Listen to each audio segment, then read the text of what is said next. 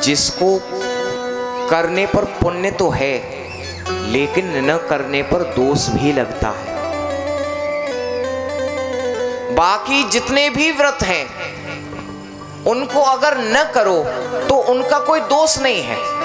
सोमवार का व्रत, मंगलवार का व्रत, गुरुवार का व्रत इत्यादि नित्य नए नवीन व्रत प्रकट हो रहे हैं। अगर उन व्रतों को न करो तो उनका दोष नहीं लगेगा।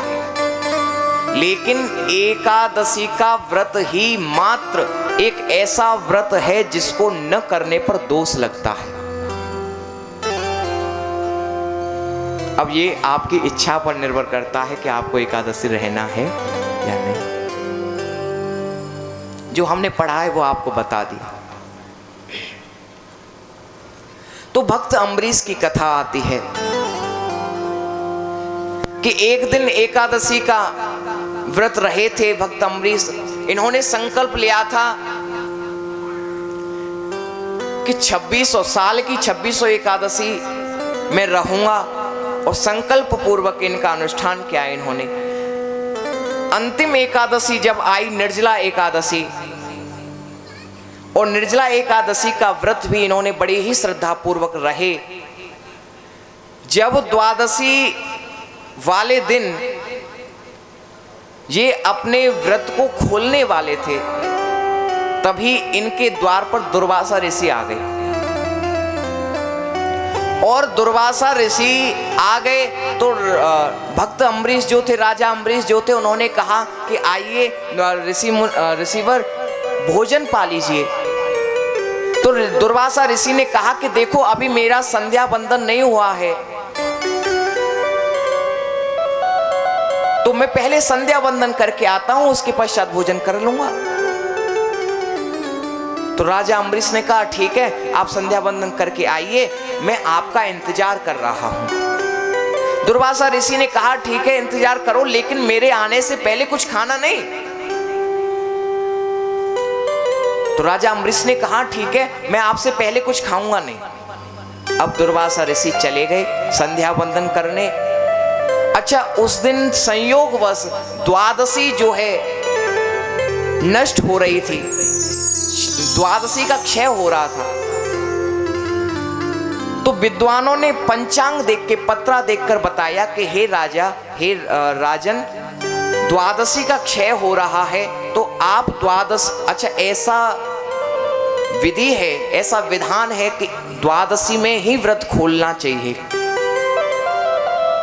तो राजन से कहा कि द्वादशी क्षय हो गई है, तो आप द्वादशी का समय निकला जा रहा है, आप कुछ ले लीजिए, अपना व्रत खोल लीजिए, नहीं तो आपकी जो 2600 एकादशी आपने की है उनका कुछ फल नहीं मिल पाएगा आपको। अब तो राजा अम्बरीश घबरा गया और कहने लगा कि जब तक दुर्वासा मुनि नहीं आएंगे तब तक मैं कैसे पा सकता हूं। मैंने उनसे कहा है कि उनके पहले मैं भोजन नहीं पाऊंगा। तो सभी विद्वानों ने सलाह दी कि देखो भोजन न करो, लेकिन तुम ऐसा करो कि भगवान का चरणामृत पान कर लो। निर्जला व्रत जो है वो खुल जाएगा तुम्हारा चरणामृत पान करने से। तो एक बूंद निर्जला वो चरणामृत जो है राजा अम्बरीश ने पान कर लिया और इस तरह अपना व्रत खोल लिया। अब पान कर लिया, व्रत खोल लिया, इतने में ही दुर्वासा ऋषि आ गए। तो दुर्वासा ऋषि ने आकर जैसे ही भोजन पर बैठे तो राजा अम्बरीश से पूछा कि तुमने अपना व्रत खोला तो नहीं। तो राजा अम्बरीश ने कहा हे दुर्वासा मुनि, मैंने भोजन तो नहीं किया, लेकिन द्वादशी क्षय हो रही थी तो सभी की सर्वसम्मति से मैंने जो है ठाकुर जी का चरणामृत, चरणोदक पान कर लिया था। अच्छा, वो भी ज्यादा पान नहीं किया था, एक बूंद मात्र, कि व्रत खुल जाए, क्योंकि द्वादशी क्षय हो रही थी। अब तो दुर्वासा ऋषि को क्रोध आ गया कि तुमने मुझसे कहा था कि तुम कुछ खाओगे नहीं, पियोगे नहीं, और तुमने अपना व्रत कैसे खोल लिया मुझसे पहले। तो दुर्वासा ऋषि जैसे ही राजा अम्बरीश को शाप देने लगे, तभी ऐसी कथा आती है कि भगवान का सुदर्शन चक्र प्रकट हो गया राजा अम्बरीश की रक्षा करने के लिए, और दुर्वासा ऋषि के पीछे पड़ गया। अब तो आगे आगे दुर्वासा ऋषि, पीछे पीछे सुदर्शन चक्र इंद्र के पास गए कि हे राजा इंद्र, मुझे बचाओ, मेरे प्राण संकट में हैं। राजा इंद्र ने कहा कि बताओ कौन है तुम्हारे पीछे, हम उसे छोड़ेंगे नहीं। देखा कि सुदर्शन चक्र है, तो राजा इंद्र ने कहा कि इनसे तो मैं भी नहीं बचा सकता। अब दुर्वासा ऋषि ब्रह्मा जी के पास गए, ब्रह्मा जी से कहा कि हे ब्रह्मा जी, हे पिताजी, हमें बचाइए। ब्रह्मा जी ने कहा कि बताओ किससे बचाना है, कौन है तुम्हारा प्राण का लेने वाला। देखा तो सुदर्शन चक्र आ रहा है। ब्रह्मा जी ने कहा, हे दुर्वासा, हे पुत्र, ये श्री हरि का सुदर्शन चक्र है, ये बिना कारण तो तुम्हारे पीछे नहीं पड़ा होगा, क्या कारण है।